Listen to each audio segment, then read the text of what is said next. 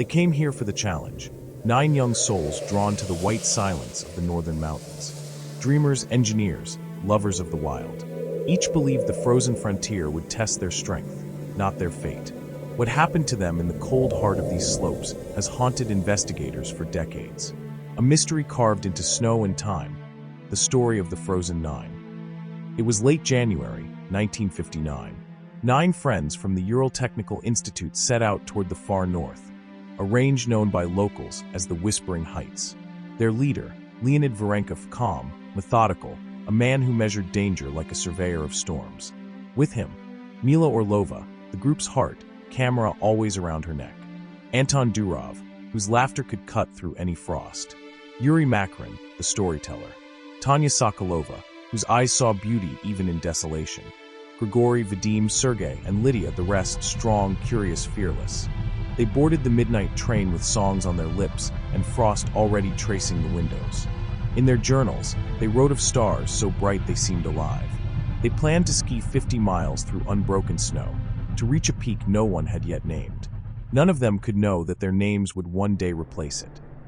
Locals called the area Kolat Tyra, the Mountain of Whispers. They said the wind there spoke in voices not its own, the lost hunters, perhaps, or something older. But to Leonid and his friends, such tales were superstition. They had maps, compasses, and faith in reason. And so they climbed.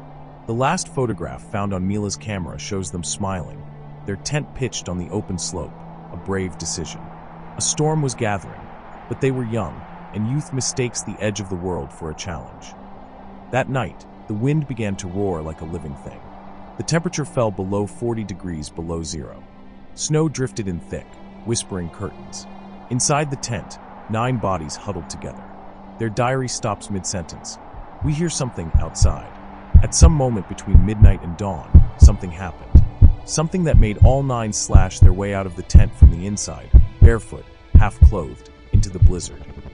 When they failed to return, the Institute sent search teams. Weeks later, on February 26th, a rescuer's voice broke the radio silence. "We've found the tent. It's empty." The canvas lay collapsed, half buried in snow, its entrance ripped open from within. Inside, boots neatly lined, coats, notebooks, a bottle of vodka still capped. Outside, footprints leading downhill, 9 pairs, barefooted. They followed the tracks until they vanished beneath the trees. And there, under a cedar, they found the first 2 bodies, barefoot, frozen solid beside the remains of a small fire. Their hands were raw, their mouths blackened with bark. 3 more were found between the cedar and the tent, as if trying to crawl back. Leonid among them, face turned upward, as though still leading his team through the storm. But it would take 2 more months for the final 4 to be discovered. They lay in a ravine, buried under 15 feet of snow. What they found defied belief. Rib cages crushed inward as though by invisible hands. A skull fractured clean through without a trace of impact. One of them, Lydia, missing her tongue. And none showed signs of struggle. Even the snow around them seemed untouched, as if the storm itself had sealed their tomb. The world demanded answers. An avalanche, they said, yet the tent stood upright, and the slope was gentle. Others whispered of secret tests, radiation, weapons that made no sound. Some spoke of infrasound, low frequencies from the wind that stir panic in the human mind. Others of light orbs seen in the sky that same night, gliding over the peaks like searching eyes. But in every theory, one question remains unanswered. Why did they flee, all at once, into the night barefoot and half-clothed, never to return?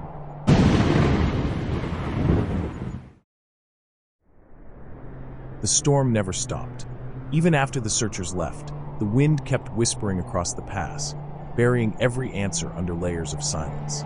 The files were stamped classified, the names archived, the questions unending. But the mountain remembers, not in words, but in echoes. Some say it was panic, others radiation. A few still talk of the lights. Whatever it was, it left its mark not in evidence, but in absence, the kind of mystery that outlives men and feeds on time itself. In the months that followed, investigators argued over every fragment. Torn cloth, burned branches, bare footprints. But they missed something. They were searching for logic, in a place that obeys none. In the months that followed, investigators argued over every fragment. Torn cloth, burned branches, bare footprints. But they missed something. They were searching for logic in a place that obeys none. Decades later, the files reopened. Theories multiplied: secret weapons, magnetic storms, alien lights. Yet each answer only deepened the silence. Because the truth was never buried in the snow, it was buried in fear. Maybe the mountain wasn't cruel. Maybe it was sacred. And when the hikers came, full of songs and laughter, it simply reminded them that some places do not welcome company. No one knows what they saw. No one knows what took them. But when night falls over the pass, sometimes the snow moves against the wind, and sometimes the storm whispers names. The mountain never forgot them. Decades passed, and the world below changed. Cities grew, borders shifted, names were rewritten. But up here, nothing moves, nothing fades. The snow keeps its vigil. The wind still carries the same tune. Each winter, the snow erases their footprints again.